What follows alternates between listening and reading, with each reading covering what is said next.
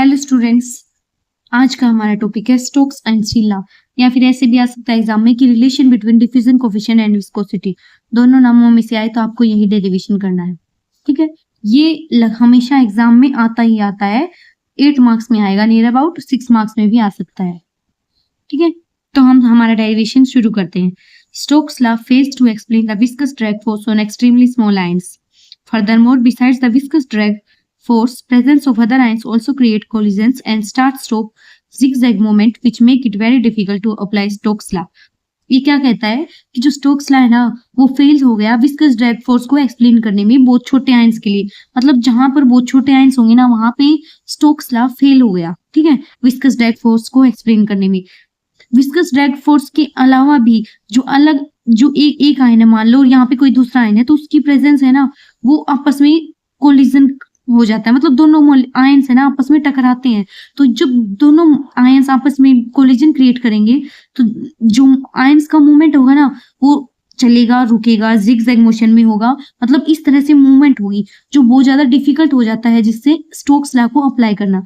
ठीक है, एक तो ये विस्कस ड्रैग फोर्स को बहुत छोटे आयंस पे फेल हो गया बताना, और दूसरा क्या है, एक आयन की प्रेजेंस दूसरे आयन से कोलिजन क्रिएट करेगी और स्टार्ट स्टॉप जिगजैग मोशन होगा आयंस में। तो मतलब जिसकी वजह से स्टोक्स लॉ अप्लाई करना बहुत डिफिकल्ट हो जाएगा।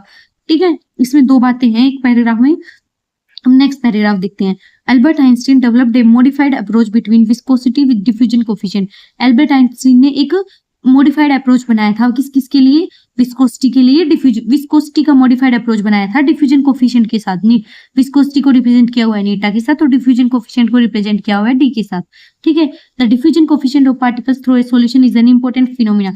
जो डिफ्यूजन कोफिशिएंट, ये जो डी की वैल्यू है ना पार्टिकल्स के लिए सॉल्यूशन में, ये एक इंपॉर्टेंट फिनोमिना है। ठीक है, the diffusion of a substance across a plane perpendicular to the direction is given by fixed first law of diffusion. या फिर डायरेक्ट लिख देना, now the diffusion coefficient across a plane is given by. ठीक है, और Fick's first law of diffusion हमें पता है, पहले हमने वीडियो देखी, आप पहले वीडियो देख लेना फिक्स फर्स्ट लॉ वाली, अगर आपने ना देखी हो तो। फर्स्ट लॉ क्या कहता है कि J equal to minus D C by D X, या फिर curl C by curl X लिख देना।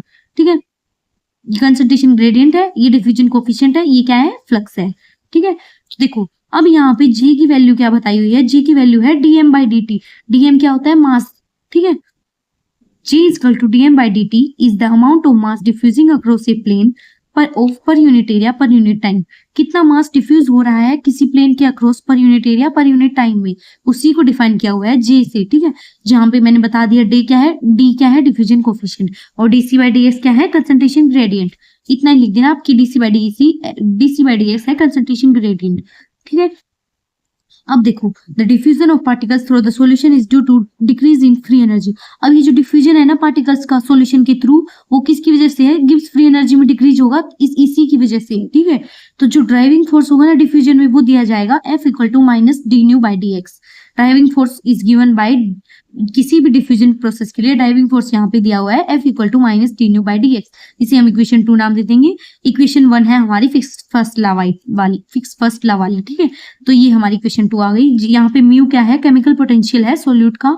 ठीक है, अब ये जो म्यू की वैल्यू है ना, वो होती है मॉलिक्यूल के लिए, पर मॉलिक्यूल के लिए mu equal to mu naught plus RT upon NA ln C।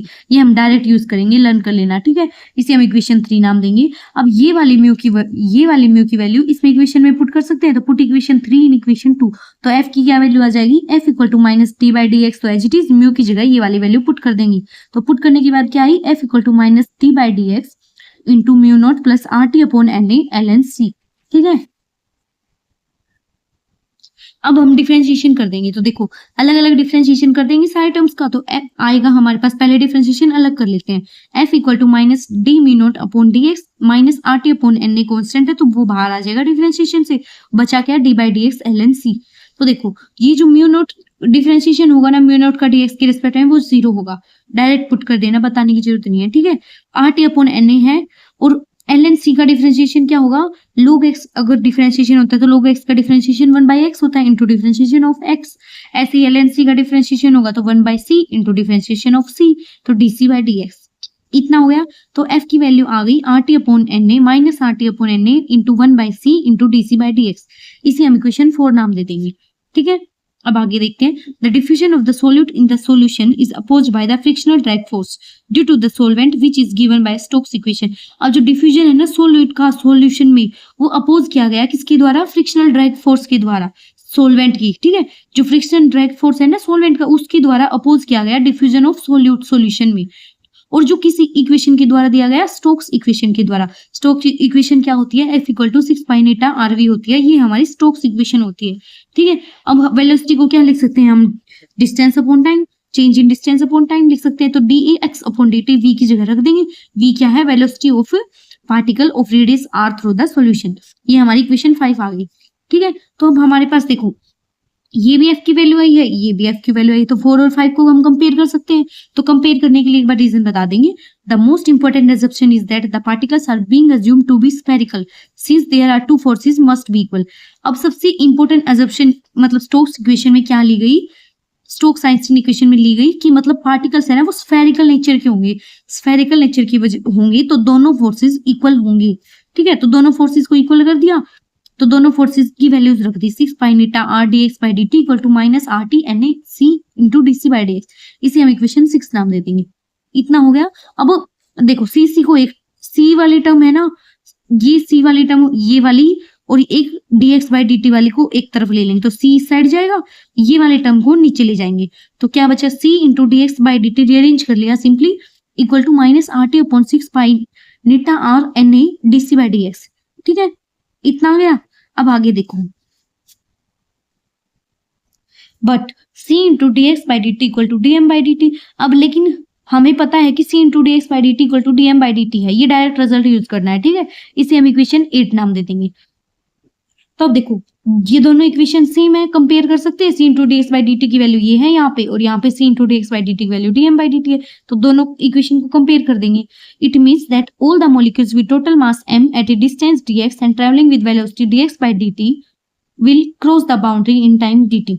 इसका क्या मतलब है, जो भी मॉलिक्यूल है जिसका टोटल मास m है, किसी डिस्टेंस x पे है वो, और ट्रेवल कर रहा है वेलोसिटी dx बाई dt के साथ, तो वो क्रॉस करेगा बाउंड्री को टाइम t में, ठीक है। इतना ना लिखना चाहो तो आप डायरेक्ट लिख देना, नाउ कंपेयरिंग इक्वेशन 7 एंड 8, ठीक है। तो hence equation 8 becomes dm by dt equal to minus RT upon 6 pi eta r NA into DC by dx। ये हमारी इक्वेशन 9 आ गई, ठीक है। तो इससे हम देखो कंपेयर करेंगे इक्वेशन 1 और 9 को। देखो 9 इक्वेशन क्या है हमारे पास, dm by dt equal to minus RT 6 pi eta r NA DC by dx, यही आई है। और हमारे पास स्टार्टिंग में क्या था, इक्वेशन 1 क्या थी हमारे पास, j equal to minus d DC by dx, यही तो थी। और जो j था वो क्या था, dm बाई dt। ये क्या कहना चाह रहा है कि इक्वेशन 1 से j क्या है, minus d DC by dx, और हमारे पास j क्या था, dm बाई dt, यही तो था। तो इससे क्या कह सकते हैं कि हम देयरफॉर dm बाई dt क्या हो गया, dm बाई dt हो गया minus d DC by dx, यही तो हो गया। तो इसकी जगह हम dm बाई dt की जगह ये पुट कर सकते हैं minus d DC by dx, यही पुट किया हुआ है, और ये बाकी सारी value as it is equal to minus RT upon 6 pi eta r NA into DC by dx। इतना आ गया।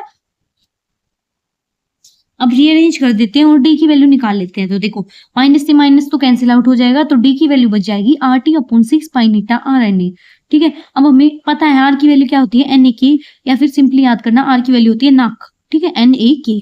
अब r की जगह हम NAK रख देंगे। तो देखो T 6 pi eta r NA है और r की जगह NAK रखा हुआ है, तो NA से NA कैंसिल आउट, K बच जाएगा। तो हमारे पास D की वैल्यू आ गई KT upon 6 pi eta r। ये हमारी इक्वेशन 10 है, और यही इक्वेशन हमारी मेन इक्वेशन है। This equation is called as Stokes Einstein equation, ठीक है। और जो देखो ये जो 6 पाई नीटा r है ना, वो क्या होता है, F। तो हम ऑल्सो इस इक्वेशन को लिख सकते हैं D equal to KT upon F, जहाँ पे F क्या होगा, फ्रिक्शनल कोफिशिएंट। तो हम फाइनली कंक्लूजन लिख सकते हैं कि डिफ्यूजन कोफिशिएंट ऑफ पार्टिकल यानी D वो डायरेक्टली इनवर्सली प्रोपोर्शनल है 1 अपॉन F की, यानी 1 अपॉन फ्रिक्शनल कोफिशिएंट की, ठीक है। इसमें इतना ही है। अगर क्वेश्चन में लगभग आता है स्टोक्स आइंस्टीन रिलेशन आएगा ना, तो उसके साथ हमेशा एप्लीकेशन साथ में पूछता है, तो एक बार आप एप्लीकेशंस भी देख लेना। एक एप्लीकेशन या 2 एप्लीकेशन काफी है, आप देख लेना आप कितनी करेंगी। इसमें तो 3 लिखी हुई हैं, पर आप 1 या 2 ही कर लेना, ये पहली 2 ही सही है, ये ही याद कर लेना। तो देखो पहली एप्लीकेशन क्या होगा, और एप्लीकेशन तभी लिखनी है तब पूछी जाए, अगर ना पूछी जाए तो मत लिख के आना, ठीक है, टाइम बचाना अपना। तो देखो पहली एप्लीकेशन क्या होगी, the Stokes Einstein relation is extremely useful in classical work of Perrin. जो स्टोक्स आइंस्टीन रिलेशन है ना वो बहुत ज्यादा यूजफुल है किसमें, क्लासिकल वर्क ऑफ फेरिन में। इतना ही लिख देना, उसके बाद लिख देना using the ultramicroscope he watched the random walk of a colloidal particle and he obtained diffusion coefficient। जो पेरिन था ना उसने क्या किया, अल्ट्रा माइक्रोस्कोप का यूज किया और उसने रैंडम वॉक देखी कोलाइडल पार्टिकल्स की, मतलब कैसे कैसे कोलाइडल पार्टिकल्स चल रहे हैं, ठीक है। क्लासिकल वर्क ऑफ पेरिन में इंपॉर्टेंट था, सबसे पहले ये लिख देना। फिर उसने पेरिन ने क्या लिया, अल्ट्रा माइक्रोस्कोप लिया जिससे उसने रैंडम वॉक देखी कोलाइडल पार्टिकल्स की और उसने डिफ्यूजन कोफिशिएंट की वैल्यू निकाली जो क्या आई, D equal to average of x का स्क्वायर अपॉन 2t। यहाँ पे एवरेज ऑफ एक्स का स्क्वायर क्या है, mean square distance upon time. ये हमारी पहली एप्लीकेशन है, ठीक है।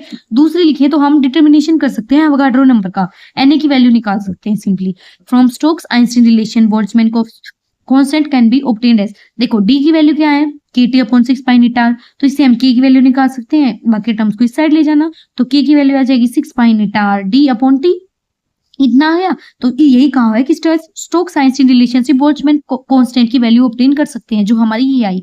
अब हमें पता है r की वैल्यू क्या होती है, Na, तो k की वैल्यू क्या होगी, r अपॉन Na, तो k की जगह हम r अपॉन Na लिख सकते हैं। तो अगर Na की वैल्यू निकालनी हो तो क्या होगी, r बाई के, Na की वैल्यू r बाई के होगी। तो देखो k की वैल्यू यहां से है तो ये वैल्यू पुट कर देंगे डायरेक्ट, तो एवोगाड्रो नंबर की वैल्यू आ जाएगी। तो एवोगाड्रो नंबर की वैल्यू क्या आई, Na equal to R T. ये t देखो कैसे लिखा जाएगा, Na की क्या वैल्यू आई है, Na की वैल्यू आई है r बाई के।